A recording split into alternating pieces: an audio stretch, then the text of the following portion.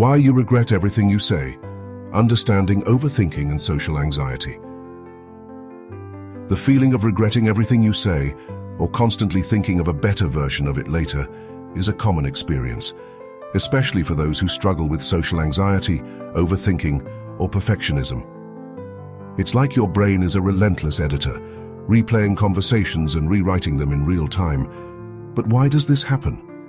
Let's break it down and explore how to ease this mental burden. The perfectionism trap. You might hold yourself to impossibly high standards, believing that every word you say needs to be flawless, witty, or profound. When you fall short of this ideal, which is inevitable because you're human, you feel regret. Overthinking and the spotlight effect. Social anxiety often makes you feel like everyone is scrutinizing your every word. This spotlight effect convinces you that people are judging you harshly, even though they're likely too focused on themselves to notice minor slip-ups. The brain's negativity bias. Our brains are wired to focus on negative experiences more than positive ones. This means you're more likely to remember the one awkward thing you said, rather than the 10 things you said well. Fear of judgment or rejection. If you're deeply afraid of being judged, rejected, or misunderstood, you'll naturally replay conversations to analyze whether you said something wrong. This fear amplifies regret.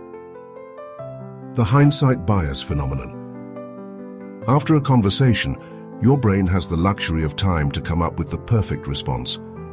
But in the moment, you're working with limited time, emotions, and information. Comparing your real-time responses to these idealized versions is unfair to yourself. Your brain is a problem solver. Your mind is constantly trying to improve and protect you. After a conversation, it replays the interaction to fix any perceived mistakes, so you'll be better prepared next time. The pressure of real-time communication. Conversations happen quickly, and there's no undo button. In the moment, you're juggling thoughts, emotions, and social cues, which can make it hard to articulate exactly what you mean. Later, when the pressure is off, your brain has the space to refine your words. You're a deep thinker. If you're someone who reflects deeply on interactions, you're more likely to revisit conversations and think of alternative ways to express yourself. This isn't a flaw, it's a sign of thoughtfulness and care. Acknowledge that perfection is impossible. No one says the perfect thing every time. Even the most confident people have moments of awkwardness or regret. Remind yourself that imperfection